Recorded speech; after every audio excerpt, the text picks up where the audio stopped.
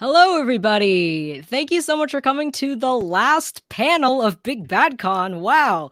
Uh, we are here to talk about freelancing in TTRPGs. If this is something that you want to get into, welcome. We are here to unload as much information as we can in the next 50 minutes.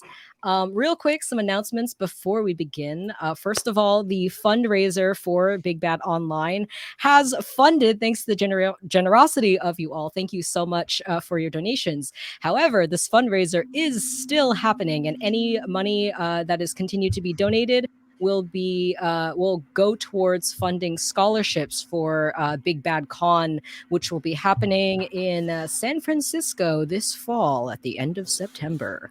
So if you do have spare funds and you'd like to donate to help bring marginalized folks to this convention, that would be lovely. And the link to donate is somewhere in the ether.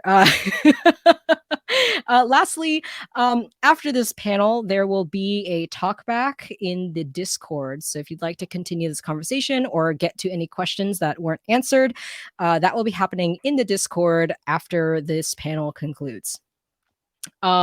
So yes, I will be your moderator. My name is Nala. I use they them pronouns. I'm on the internet at NalaWoo and at NalaDraws for my art and any other social media. And I am a freelance illustrator and art director who's been working in TTRPGs since about 2019. I also do actual play, stream performance, sensitivity consults, etc., etc. Now, I would love to throw it to the rest of the lovely people on this panel. So, Noir, start us off. Hello, everybody. I'm Noir. Go by he, they. I am a freelancing community manager, stream producer, writer, the whole thing. And I'll toss it right on down. Calamity. Sorry, I didn't realize I was next. Hi, I'm Calamity. My pronouns are she, they. You can find me all over the internet as Hey Calamity with 3 Y's at the end. I am a freelance writer and producer for tabletop actual plays. And I also, wait, did I say writer producer? I'm already losing my words. Here we go, ADHD. I'm a writer, producer, and performer is what I meant to say for tabletop games. Have been for a little over 2 years now, I think. No, a little under 3 years at this point. So I am very excited to talk about my experience with freelancing. Paladin. No, it's you next, I think. It's me next? Yeah. Is there an I'll go order? next. I'm so sorry. Yes, we have an No, you're order fine. in the lovely Google Doc that I prepared for you all. No worries. Hey, everybody. My name is Vidya Valetti. I am a freelance game designer and design consultant, as well as I've done other stuff in the tabletop space. I've been a game designer for 5 years now, maybe a little over 4. But my portfolio for freelance work includes working for bigger companies in the space like Paizo and Rowan Rook and Deckard, and also I've written for Possum Creek Games, MacGuffin and Co., World Champ Games Co., Dino Berry Press. So I've kind of worked at a bunch of different levels and then consulted with various games like fan writer games and other indie people. So that's my credentials. Now it's Paladin. Hi, I'm Paladin. My pronouns are they, them. My online handle is HTTPaladin. While I've done graphic design and art direction in the space, I'm primarily a project manager who works on my own stuff. But I have written for companies like MCDM, Hit Point Press, 2 Cent Gaming, and Ghostfire Gaming.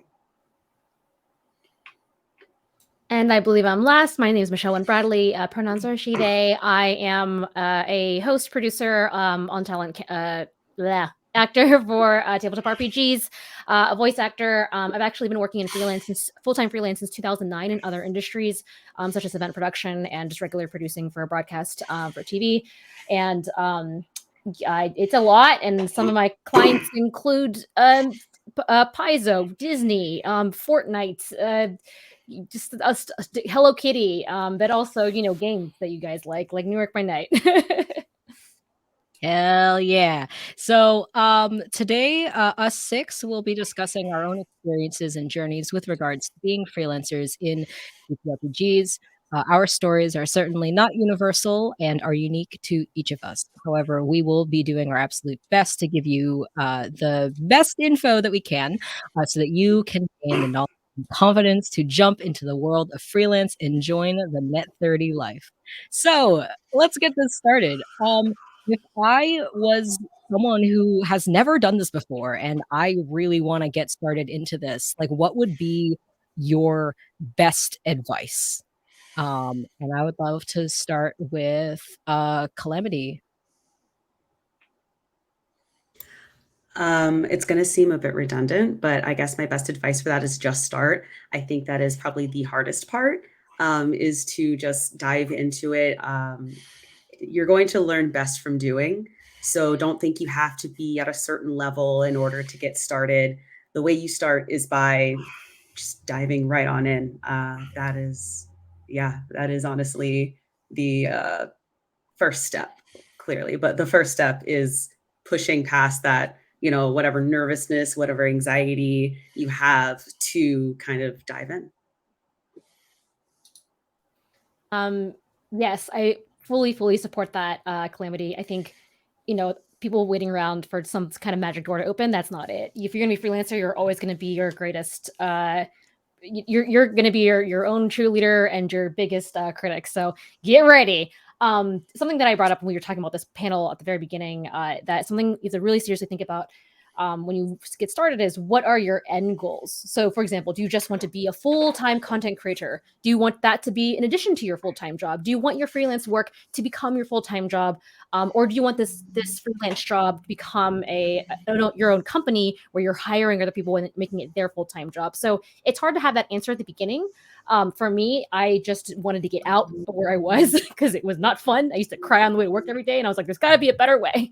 But I did the math. I saved up first. I worked that crappy job while I did other freelance things, and eventually I got out. So I think everyone's story is different, but that was mine. That's how I got started. Oh, sorry. I think I was supposed to ask a question. What is your goal? I don't know. Question. I had a quick thing about like getting started, and then I can absolutely talk about my goal because they're intertwined. I would say one thing, if you want to start freelancing, is along with this advice, find a community of people, because I think freelancing is very isolating. But if you can talk to people who are also freelancers, people who can help you get those first steps, understand like, the hurdles that you had to get through. Like there's a lot of questions about just starting in a void, and there are people out there who are doing similar things. So if you want to get into freelance and tabletop, talk to tabletop freelancers. At least on my personal experience, they're happy to help, and if they're not, then shame on them. And so what I wanted to start with was I really like making my own stuff. And so I wanted to I make my own games, and I wanted to try and support that full time to make my own, build up my own portfolio and figure that out. But then I also needed to follow kind of the money of tabletop games. And so freelance work, writing for other people was the immediate avenue. But then ultimately it would be nice to be able to just do this, to make my own content. Absolutely. I think this question also can be thrown to anyone who'd like to answer, but like what actually made you want to get into freelance? Like for those of you who like switched over, or at least for me, I was in college and I knew that this is what I wanted to do. So I started seeking out freelance illustration work while I was still in school. And so I was doing that part-time while being a full-time student. And so then by the time I graduated, it was a pretty seamless transition for me, because I was just able to just start taking on more work because I had to turn down work while I was in school. But that's sort of how I kind of fell into this. And I've been doing that ever since then. Yeah, I started freelance because, very much like Michelle, I hated the job that I was at. I was having like a hard time like looking at myself in the mirror. Like corporate America can like really drain me. So I just wanted to be able to pay rent and also have a soul. Oh Valid. God. I worked just so many nowhere and nothing jobs in my early 20s. And after leaving what I think is the worst retail job I could have been in, I really wanted to be happy, and it was never going to happen with any job similar to the ones I worked in my early 20s. Even on like my bad days working as a freelancer, I'm still happy. For those of you who have worked like both full-time jobs and freelance, like, can anyone speak to the main differences between full-time and freelance, especially if someone were to be juggling or trying to decide like what they want to go into? Because I know there was a lot of differences and there's pros and cons to both. It's that saying that, work a job. What is that saying? Like, I don't know, something about, if you follow your hobbies and make it your job, you'll and become freelance. Instead of working a full-time job, you'll be working 24/7. You'll never break.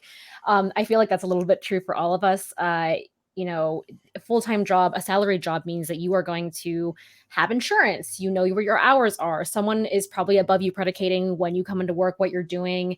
You're probably being managed in some way, unless you're an executive, which is a different thing. Your life is for that company, and anything you make or create or give is for that company's success, and it's not for you, an individual, or whatever, for your person.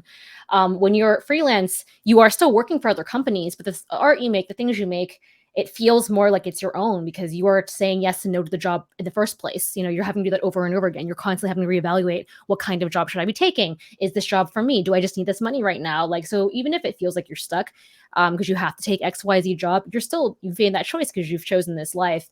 But that's the biggest difference, is that and time management. I know I have other friends who try to do freelance. They thought like, oh, you're doing it, this should be easy. And they just couldn't, they just did it for maybe like 6 months, or like, I don't know how you do this. I'm so depressed all the time. So a lot of it is, we'll talk about this later, but like mental mitigation, managing your time, figuring out what you should be doing every day, because you're your own boss. Absolutely. And there's definitely pros and cons to being your own boss, for sure. I can kind of talk to the opposite of that question a bit, if Yeah, go ahead. But I'll like open it up to people when I talk about the full-time aspect of it. But Oh, I'm sorry. Go ahead. No, go on. That's why I wanted to open it up. Oh, I was just gonna say the only pro that I remember having from my salary job is, what's it called? Everything is taken care of for you. It's more stable. Yeah, the stability is that's a huge draw to having a full-time job. Because I think like what people don't realize about freelance is that whatever you're doing, whether that's art, whether that's writing or whatever, I feel like 40% of your time is spent not doing that thing. And instead you are doing accounting. You are your own marketing manager. You are your own, like, you have to do all your paperwork, taxes, like all that stuff. It's all you. So yes, you're your own boss, but you're also the entire company. So it's all you. And I we will never speak. Sorry. I was just gonna say, we will talk about like how we do time management, how we organize ourselves later on. Paladin? I never wanted such a close relationship with the IRS. Worst part about freelancing is taxes. It stinks. You got on a real personal first name basis. Calamity, did you have anything to add? I would say that everyone has really touched on a lot of them, all the main differences between both. I'm in a unique position more recently where I am now doing both steadily. And the big differences are definitely schedule. It's really nice being able to make your own schedule. And I miss that. I won't lie. But I can say that like being able to manage your own time, as kind of like people pointed out before, is definitely going to be I would not say the number one, but definitely a really, I've lost my words, big point of it is what I was trying to say. That's so valid. And that's a huge reason why I love freelance is choosing your own schedule because I can choose when I want to work. As somebody who has, I found out this recently is that like some people have delayed sleep disorders where you are more likely to want to stay up late and wake up late. And that's just who you are. Like back when we were hunters and gatherers, those were like the second shifters is sort of what it's called. Like we're the people who would take the night shift and humans just evolved this way. But now when 9 to 5 is sort of the standard, people who have this delayed sleep disorder are kind of put at a disadvantage. So having being a freelancer and being able to choose your own schedule is really nice for me because I can wake up late and my typical work hours are like afternoon until like 10 p.m. So that's pretty nice. I like to move on. And this is just a general question, but I think something that we all can agree on is that finding your niche or finding like your personal style, if you're an artist, like finding that sort of artistic style, if you're a writer, finding it like your voice as a writer, that all is like really, really important. So like, how do you do that? Because that sounds kind of nebulous and kind of, and this is advice that I've seen thrown out like, oh, you need to find your niche, but like, what does that actually mean? Yeah, if I may, I think once you found your niche, once you found the thing that you're comfortable making, that is well received. If it's something that you enjoy doing, you have a passion for it. I think that once people see that and kind of lock you into that as what they perceive when they think of you, that's exactly what you're looking to do there. And from there, it's just a matter of being consistent with making that content.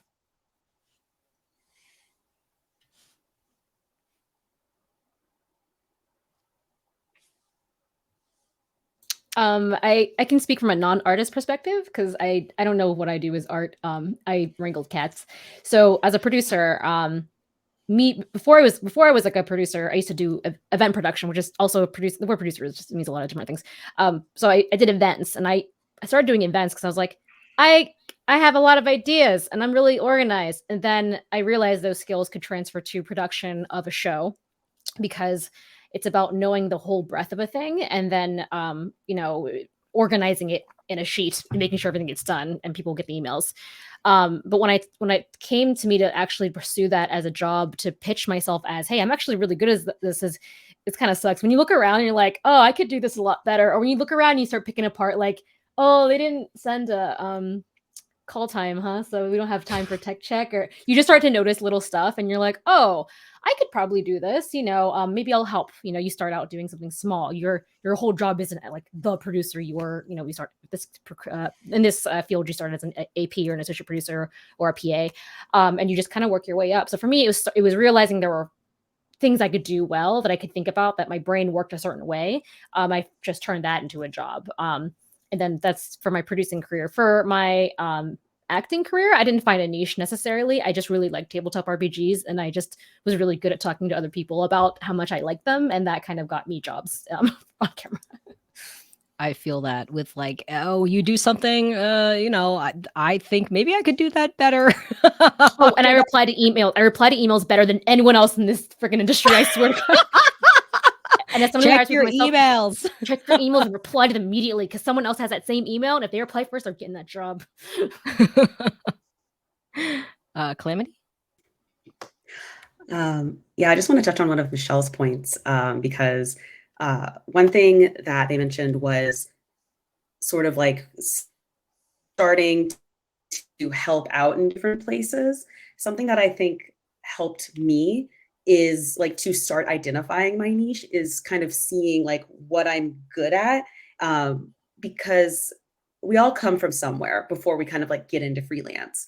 And there are applicable things in everything you've done before that can translate into whatever position you're trying to do. So trying to identify those things is a really good way to sort of see where you tend to land in whatever kind of like field you're trying to get into in freelance, I think is a good one.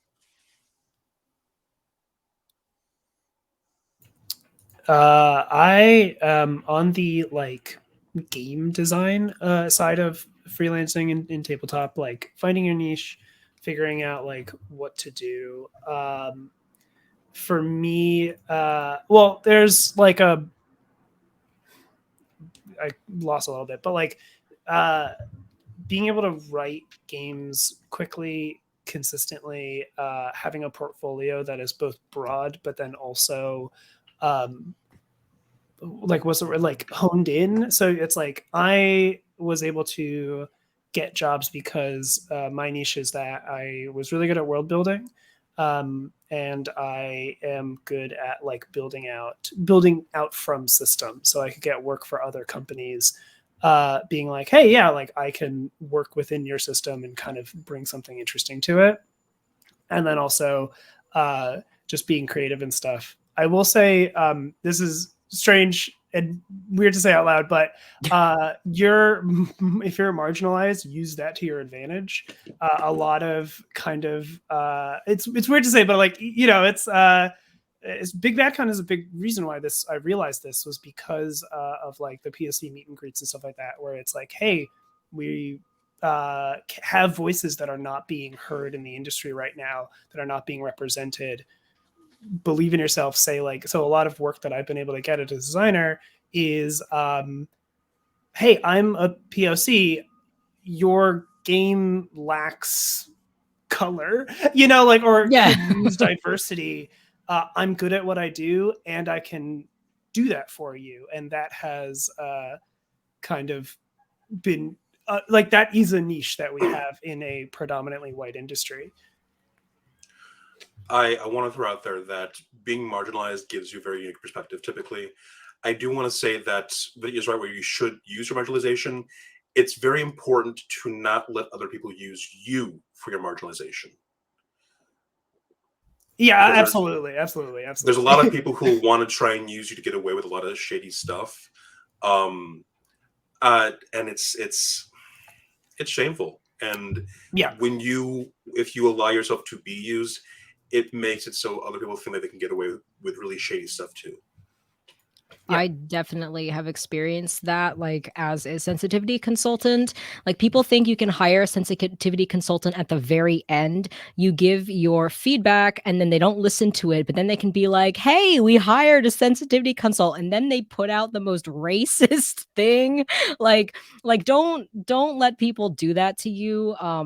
Try to work your contracts so that you can be proud of the things that your name is being attached to, because when you're a freelancer, your name and your reputation matter a lot, and it's very difficult as marginalized people, I think, to find our way through this space. But definitely, for sure, people are looking for our voices now, because, you know, we've been yelling long enough that, you know, we're here, we offer different perspectives, we have different lived experiences, and our perspectives and our stories are just as valuable. Real quick, from like the artist side, like I do a lot of like character art, because that's what I specialize in. I'm a formally trained portrait artist, so I sort of use that in the way that I do character portraits. And that's sort of how I found my niche. I'm sort of I allow myself to be pigeonholed into a specific type of art, which is queer POC love, and just like really, really diverse characters. Like, that's sort of what I'm known for. And I also do really like cinematic, my lighting and color theory use in my environments. Like, that's sort of what I'm known for. So I allow myself to keep taking those jobs because I enjoy that. And, you know, if that's what I'm known for, that's how I'm getting my work, for sure. You know, now I've identified my niche. What do I do next? I think the answer will be, you know, you just got to get yourself out there. Like, you know what you want to do, you know what you're good at. Okay, now you have to get your work out there. I'm sure we can all agree, given that I've met you all through Twitter, that social media is a really, really great way to network, to find people, and to get work. I don't speak for the panel, but I know I get all of my work through Twitter, which makes the fact that Twitter's going downhill kind of scary for me. But do any of you have any advice for getting your work out there, whether that's social media or like in-person networking at conventions or anything like that? What's your best advice for getting work? I'll go since we're quiet. When you have enough things that solidify you as someone who is skilled and timely, people will approach you for work. So as long as you make sure that when your early stuff, the first few things are solid and no one has any real complaints about you, people will recommend you for other things, guaranteed. I recommend artists, I recommend writers. The last few things that I've been doing, I didn't seek out actively. People sought me out. And that's because the first few things that I worked on gave me a lot of legitimacy of, hey, this is someone who can do the work and not ruin the project. Yeah, I think I said this before, like your reputation is really important. Like you want to be nice to people. You want to be someone who's easy to work with. Be someone who turns things in on time or maybe even earlier. Or if you're having setbacks that you communicate your needs or you ask for extensions early. Like that like basic professionalism is really, really important because I ditto. Like I get a lot of my work because I'm recommended by word of mouth. And I have, I get emails and people are like, hey, do you want to work on this thing? And I'm like, sure, I was just looking for another project. But yeah. It really is like the like build community, find communities, make sure that keep people in your Rolodex. Return the favor is like a big one. I've said it before, but it's like, freelancing can feel really isolated, but it is networking, and networking is like, know the people, find those places. I think when I first started becoming serious about wanting to do more on-camera tabletop RPG stuff, I just like did a lot of research. I was like, okay, who is producing these shows? What are these companies? Who's already doing what I would like to do? Who are they friends with? I'm already connected to, and this is not weird. This is like normal, but just like go deeply into everyone's social media and figure out who they're friends with. Like it's all public knowledge. I don't know, but so like you stalk people. Yeah, but like it's under their houses, just to their online houses. So like no, but follow them. Look at what they're talking about. What are they excited about? What are they doing? What conventions are they going to? What events are they doing? What kinds of panels are they going to? Go to conventions, go to panels, talk to panelists, ask questions. And you know what, guys? You can just pitch panels for any convention. You don't have to have any credentials. I'm not kidding. You can just do it. As long as you have a great pitch, you can do a WonderCon panel, a Comic-Con panel, a Gen Con panel. Like it's not, a lot of people have this preconception about panels that it's like, I'm not important enough to go. And I'm like, no.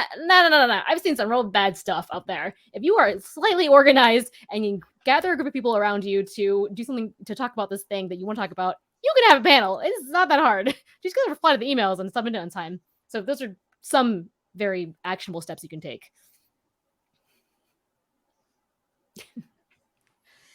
I would just say never stop advocating for yourself and be willing to ask for a shot. That's part of how you get opportunities. Believing in yourself enough to, once you're networking, if you see that opportunity, go for it.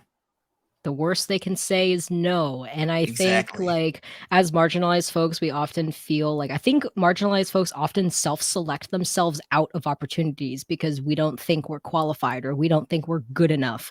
And I will tell you, there are so many people who are going to be applying to these things that are not qualified at all. You are more qualified than you think you are. You just got to put your stuff up online, get that portfolio, publish something. Like have a website that is easy to navigate. This I'm speaking mostly for artists and writers or anyone else who puts their portfolio online, but like have a site that's easy, clean, nice to look at, and just like start pitching yourself. Like I remember when I was like first starting out, I would comment on like all of these things and basically introduce myself and be like, hey, my name is Nala. I am an artist. Here's my portfolio. And I would hear back from absolutely nobody. But there were people who would see my comment on these posts of like looking for artists and they would start following me because they like my work. And it's sort of like maybe not this project, but maybe in the future they saw my work and they might remember it and they might be like, who was that person? And like that's a great way, at least for like social media, like to be active.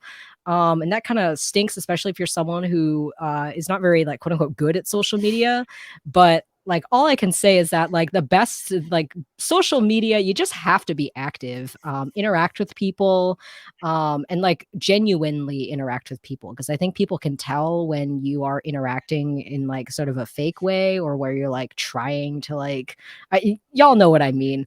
But like interact genuinely, ask questions of people, show up for other people's things, and support their work, and just genuinely make friends. That's the best way to network, for sure. Any last thoughts before I move on? Put your email in your social media profile. I don't care if you think it's weird, just make up a new one that's just for work. Please do this. I don't know why I'm singing. It just makes me, as someone who hires people for other jobs, I'm like, wow, this person is really cool, perfect for this job. I wonder where they live. I would love to ask them a question. How do I do this? I can't find anything. And I'm like, okay, well, I guess I'm going to DM them. And they never reply. And it's like, I just need an email, please. Yeah. Yeah, like make actually, and you should have a professional email. Like don't give like sexygirl229@gmail.com. Like don't make a professional email, have it in your bio, or if not in your bio, have it in your pinned tweet, and hopefully it is in the first tweet so people don't have to go digging for your email. But it should be accessible for folks to find a way to contact you that's not through social media DMs, because I know how goofy I feel as an art director, like DMing artists on like social media, like, hey, I promise I'm legit. You want to work Artists for don't read me? emails. It's the craziest thing. Not all of them, sorry. But yeah. So I want to now move to talk about sustainability. So once you're starting to get your first couple jobs, like if you are looking to turn this into a full-time gig rather than doing this on the side while you have a day job, sustainability is so important, because I think something to know about freelance is that there will be busier times and there will be lulls, and that's sort of the unpredictability of freelance work. And it takes a lot of time management to sort of like book yourself out so that you have fairly steady income, especially if you're trying to make rent or pay all your bills and like all of that stuff. So there's things that we talk about as freelancers with regards to mental health and work-life balance. How do you all handle that? Because I know, like, I think any freelancer you talk to will say that they struggle with this, especially if you don't have a defined 9 to 5. You can work anytime. That's a good thing, but that also means you might be working all the time. So Viditya, what is your best advice? Boy, I wish I had good advice for it. I think really it's everything. Don't do what I do, which is handle this poorly. So it's the time management thing. It's like the mental health aspect of this is both like know your boundaries, keep a good schedule. Things I struggle with, but like I know is right, is just because you can work whenever doesn't always mean that that's the good thing, right? Like create a schedule that works for you. Huge thing for mental health for me, especially like freelance, your home is your office. Separate workspaces if you can. I know apartments and like smaller areas it's difficult, but it's like that has been huge for me. Get out of your apartment or get out of your home if you can safely and all this stuff. I mean, the pandemic screwed a shit ton of stuff up, so like this is like all kind of things that we're learning under fire. But for mental health specifically, it's like keep things in boxes. If you are constantly at work, you are never off the clock, right? If you're freelancing with like what you love, I love making games, but if I start having anxiety attacks because I need to write a game, I'm screwed, right? Like that, like I'm not, I'm like under fire for a deadline and I don't want to write a game anymore. That has led to like periods where I'm working really hard and then I have like a month or two of burnout where I'm also not making rent or like, not making savings and stuff because I just can't get myself to do it. So listen to yourself, set boundaries, know your limits also. And Also, like, know your worth, because you can probably do less for more, is like a thing I've also learned. Raise your rates. Yeah, Always like, raise your rates. and kind of know where that's going for. So that's, yeah. Anybody else? Absolutely. Yeah, I'll go. Paladin? Yeah, I was talking to someone about this morning, but if anyone knows me online, I've had a terrible last half year. And one of the things that I had to come to terms with was separating my joy from working on things that make me happy. Because I would work on things that make me happy, and if I wasn't feeling it, my entire spectrum of like ability to be happy plummeted. So in order to actually stay happy and stay upright, like, I enjoy my work. I also find joy and seek out joy outside of the things I'm working on.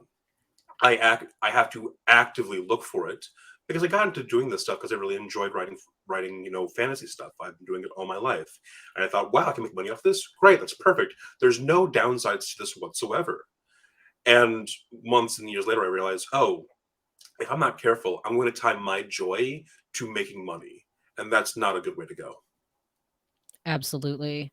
And my best advice would be, like, if you do work every day, like for me, I do work every day of the week, but I work less hours every day of the week. So I try to have like like non-work time, where I get to watch TV or, play games with my friends or play video games or read or whatever, you know, go outside, stuff that normal people do. I try to like set aside time for that. And also it helps, this is a great segue. I try to keep one day a week to be like my bookkeeping day, where I don't actually draw on, say, Mondays. And Mondays are when I go through all my emails, follow up with everybody, send out my invoices, make sure that like all my financial spreadsheets and all that stuff is in order. And that really helps for me to sort of set a schedule within my mind to be like, oh, today's Monday. Today I'm not actually drawing anything. And today I'm going to be doing this instead. But yes, this is lightning round for time management and your finances. Like, what sort of apps or sites or methods do you use to organize your time? I will go first super quickly. For time management, I use Trello and Google Calendar and physical to-do lists. And those three things keep me afloat. They make sure that I don't like double book myself, or they help me organize. I love the like visual aspect of Trello as a way to organize where I am in the process, especially when I'm juggling multiple projects at a time. And as far as finances, I just have a Google Sheets. It does math for me. It's great. It makes my taxes at the end of the year a lot easier, where I track every single time I make money and every single time I spend money for work, which are expenses that you can write off on your taxes. I just keep a big list. And at the very bottom, I got my total amount earned, total amount spent, and then I can do that. So that's how I keep track of all my stuff. Hello, welcome Yeah. to. I do Mhm. the same thing of like counseling, but I do it all in like 2 weeks, around March of the following year, because I'm insane. And I've been doing this for like over a decade, and I can't fix myself. I'm broken. I don't know what's wrong with me. I do have a tax person because I cannot. I used to own like 3 businesses at some point, just because I work in different professions and had a joint business with a friend way back. So I just needed a tax person. I worth their weight in gold. Find one if you can. They will always get you money back. In terms of like my time management, absolutely Google Calendars, spreadsheets. I make lists for every day of the week at the top of the week to organize. I currently work about 4 to 5 freelance jobs. One is as a project manager, ironically, at Hunters Entertainment. Paladin knows. And that's rough. But I think managing your own time is, I think a lot of people think I don't have time to make a schedule for myself. I'm just gonna burn through everything I can right now, just get as much as I can before I fall asleep. But the problem is that you need to project manage yourself, because you're the most important product that you will have in your life. So I would recommend make a little list for the week at the very least, at the very micro level, just because you can at least control. Hey, at least on a Monday, I'm not going crazy. I can spread it out throughout the whole week. You can do work on a Friday too. It's okay. But of course, acknowledging there are times when you just have to work 7 days a week, full-time hours, and just that's because that's the project you're working on. That's definitely a thing that happens sometimes. Noir, how do you stay organized? Take it away. I've been falling in love with Asana lately. I'm not an organized person by nature, but this is a software that kind of speaks to how I think, plan, and organize. There's also a time tracker that I use on there that has been a godsend, especially lately with invoicing season. So yeah. Paladin, how do you stay organized? Being angry with myself if I don't stay organized. That's so valid. I get so irritated with myself and so disappointed. Nothing makes me more disappointed in myself than going, you could have just written this down anywhere. Now you have to hunt for it. No, it's just I'm naturally unorganized. So I have to force myself to be organized. I have to be my own parent in this regard. Absolutely. Calamity, how do you stay organized? I use Notion, honestly, a combination of Notion and Google Calendars, because there are things like Kanban boards, like a Trello, that are on there that you can add, or calendars that you can add on there. And there's a lot of like widgets and things that you can do. Not interesting, but something that I did that really, really helped me is try to, because Notion, you can kind of like build your own like database or like dashboard kind of. So I could really work on something that worked for me as someone neurodivergent, worked for my brain. So that's why I really like Notion, because like I could make that work for me. And a little tip for calendars, color code stuff. It's very helpful. Color code. Viditya, how do you stay organized? I don't. Cool. All right, next question. This one I want everyone to answer again. This is I think a really common ask that I hear. But what is something that you wish you knew when you first entered the space? I take this. So when you eschew your full-time job thinking, yes, I've made it. This is it. This is the dream life. No matter what you're doing in freelance world, you will start to question yourself. You will start to be like, oh my God, did I make a mistake? Should I have just stayed at that job I really hated? Because at least I had insurance and a schedule and a community. There were days that you will feel like you have failed yourself and your life. However, that's called depression. And welcome, you're going to have that when you're a freelancer. You have to accept emotionally that you are going to have hills and valleys in your life. And I say this a lot, and I don't even know, I'm pretty sure we all understand. I just say it. I just run around to the freelancers and say hills and valleys, right? Wink. And I just assume everyone knows what I'm talking about, because sometimes we're on that hill, we have jobs, we're getting recognized for our work, everything's great, we're doing stuff on time, it all looks good, it's gravy. We're like turning down offers and it feels so good. You're like, oh, I made the right choice. And then there's times, like for me, it's like December through February, because that's when low season is for productions. You're just like, I think I'm going to die here in my bed and no one's going to know that I'm here except for my dog, because they're going to get hungry. Like, you just have to accept that you will be sad for parts of the year. And sometimes, things will happen in your freelance career. You have to just mentally like accept that. So I kind of wish someone would have said, hey, it's not going to be like life isn't binary, like all happy or all sad. You're going to just kind of hit that over and over, and the work is going to ebb and flow, and you have to, put some pennies away for that. I learned that, pretty quickly, like within the first year of doing it, but it's still hard to accept, when December rolls around. Speaking to that, I'm currently in like the lowest point imaginable in my entire life. But like I'm doing better each day because I'm just keeping at the things that I like to do and making sure to find the actual like joy that I have in my life. So when you start doing freelancing, you start having to focus in on like your life very hardcore, because you're no longer emboldened or responsible to other people aside from yourself and the people who are currently giving you money. But even if you get these low places, like things can get better if you just keep working. I know that seems very like capitalist to me, but like active effort is how things improve. And if you're improving your life and improving your freelancing career, you can get out of these low valleys.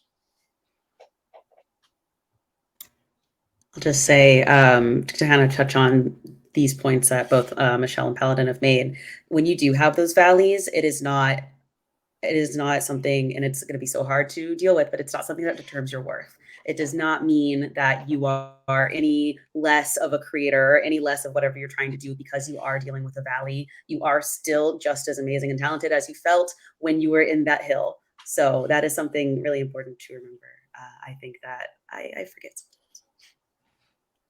Yeah, and just to tag along to that, it's just remember being kind to yourself also means standing up for yourself. As a freelancer, there will be people that try to take advantage or push your boundaries.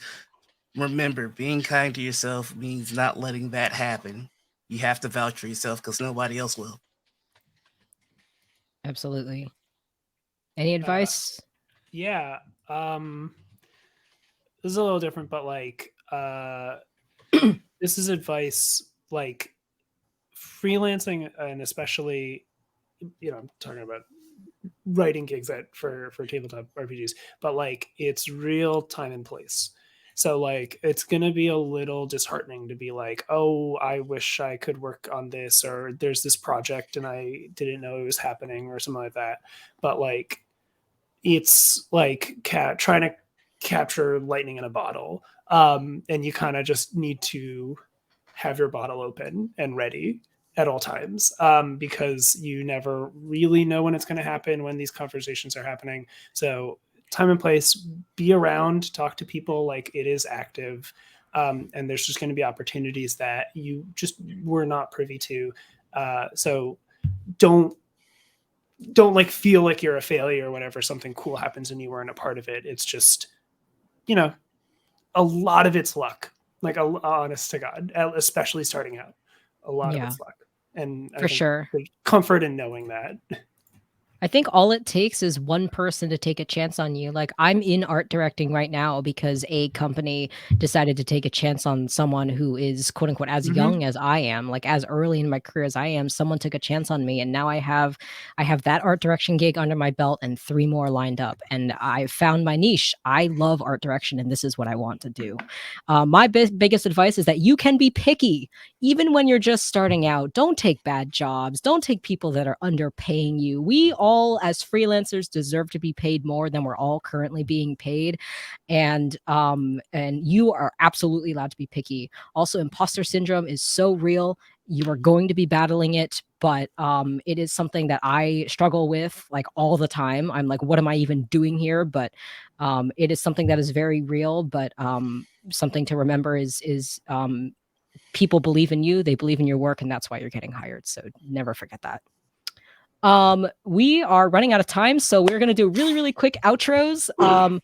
And I don't speak for everyone else, but if you have any questions, feel free to message me. I'd be happy to answer things when I have time. I also will be hanging out in the Discord after the fact. But let's go in the same order, and I'll just go last. So, Noir? You're muted, buddy. So sorry about that. Hello, I'm Noir. You can find me all over the internet as the Noir Enigma. That's Twitter, Twitch, YouTube, and Instagram. And please check out our morning show with my partner Anita, Morning Ritual, where we interview everybody in the scene. Calamity? Hello, I'm Calamity. You can find me as Hey Calamity with 3 Ys at the end all over the interwebs. I don't currently have anything to plug, but just follow me on socials because I will have stuff soon. Nice. Aditya? Hey, everybody. I've been Vidya Valetti. You can find me online everywhere at Vidya Valetti. You can find my games at vidyavaletti.itch.io. And you can contact me for professional work, especially design consultants. If you are making your first game, if you're making a game in general and you want somebody to help out with that, please hit me up.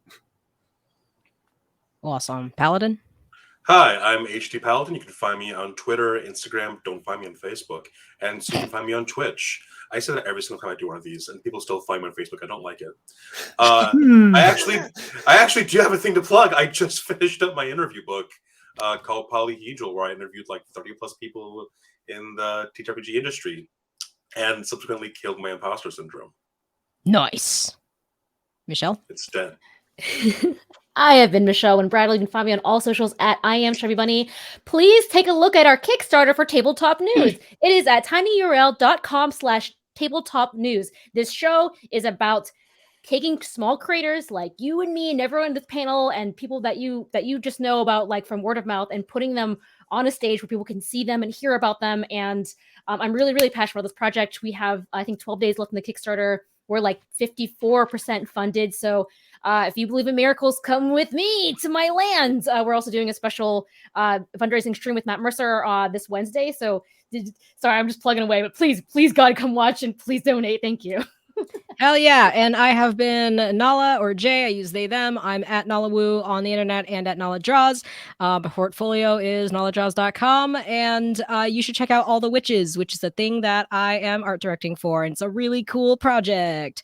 That is it. Thank you so much for coming. Some of us will be in the Discord after the fact. And I hope you learned something. And I hope to see around in the freelancing space. Thank you so much. Bye-bye.